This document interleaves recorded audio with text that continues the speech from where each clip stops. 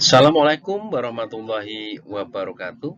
Salam dan bahagia Ibu, Bapak Guru hebat. Saya Agus Purnomo SPD SD, calon guru penggerak Angkatan 5 dari SD Negeri 2 Ngatiwarno, Kecamatan Sukorejo, Kabupaten Kendal, kembali akan menyajikan sebuah tugas mulai dari diri dan eksplorasi konsep modul 1.2. Dalam perjalanan siklus pendidikan akan terjadi perubahan usia pendidikan, seperti halnya dengan diri saya, yaitu mengalami usia PAUD, kemudian usia SD, usia sekolah menengah, dan usia di perguruan tinggi. Waktu saya menyelesaikan pendidikan S1 atau lulus S1, umur saya 33 tahun, kemudian sampai sekarang saya bekerja di unit kerja dan umur saya 44 tahun, nantinya pensiun usia 60 tahun. Banyak sekali momen-momen atau peristiwa-peristiwa yang terjadi saat saya mengalami pendidikan. Ada momen positif dan ada pula momen negatif. Satu momen positif yang saya ingat, ketika itu saya berumur 12 tahun, saya sangat bahagia karena waktu itu saya lulus kelas 6 dan mendapatkan nilai ujian atau nilai evaluasi murni tertinggi di sekolah saya. Kemudian satu momen negatif yang masih saya ingat, ketika umur saya 14 tahun, waktu itu saya berada di jenjang SMP, kalau nggak salah kelas 2, ada guru saya, guru matematika saya itu menarik rambut jambang saya sampai rontok. Nah, masalahnya adalah waktu itu saya bergurau dengan teman-teman saya. Selisih usia peristiwa positif dengan usia sekarang adalah 30 tahun dan selisih usia peristiwa negatif dengan usia sekarang adalah 32 tahun. Dari trapesium usia pendidikan saya yang saya sampaikan di atas, maka dapat diambil sebuah kesimpulan bahwa peristiwa positif yang pernah saya alami dan berkesan yaitu nilai evaluasi murni dari hasil ujian nasional yang tertinggi. Kemudian peristiwa negatif yang pernah saya alami, rambut jambang saya ditarik sampai rontok oleh guru matematika saya. Yang terlibat dalam peristiwa positif dan negatif dalam trapesium usia pendidikan saya, yaitu dalam peristiwa positif, unsur yang terlibat selain saya adalah guru, wali murid, dan keluarga.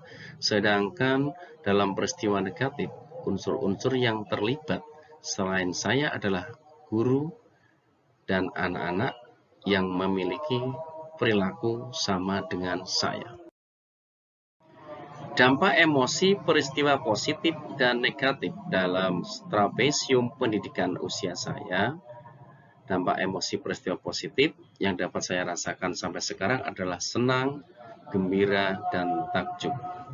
Sedangkan dampak emosi peristiwa negatif yang dapat saya rasakan sampai sekarang adalah jengkel, marah, benci.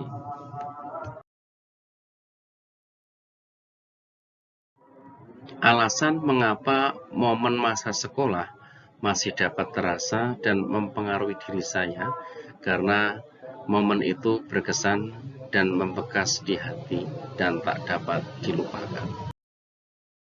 Pelajaran yang diperoleh dari kegiatan trapesium usia dan roda emosi adalah terkait peran guru terhadap peserta didik. Guru adalah sosok panutan yang seharusnya dapat memberikan teladan dan dapat mengontrol emosi dengan baik, yang tidak hanya menuntut siswa, tetapi juga menuntun. Selanjutnya, pertumbuhan emosi masing-masing orang atau siswa itu berlangsung secara holistik dan saling melengkapi antara yang positif dan negatif.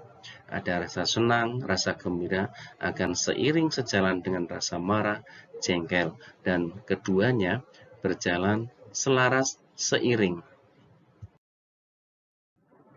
Nilai-nilai seorang guru yang dapat saya tuliskan adalah perilaku guru dalam menuntun murid dalam proses belajar yang penuh makna adalah wujud dari peran guru sebagai seorang pendidik.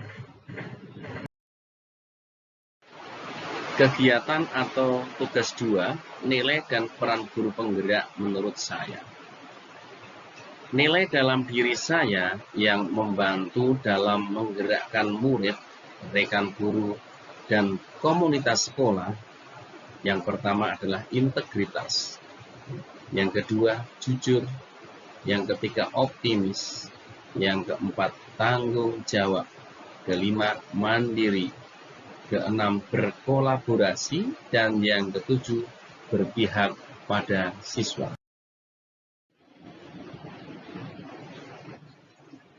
Peran yang saya mainkan selama ini dalam menggerakkan murid, rekan guru, dan komunitas sekolah. Yang pertama, melatih siswa berani presentasi, memimpin diskusi, dan memimpin doa.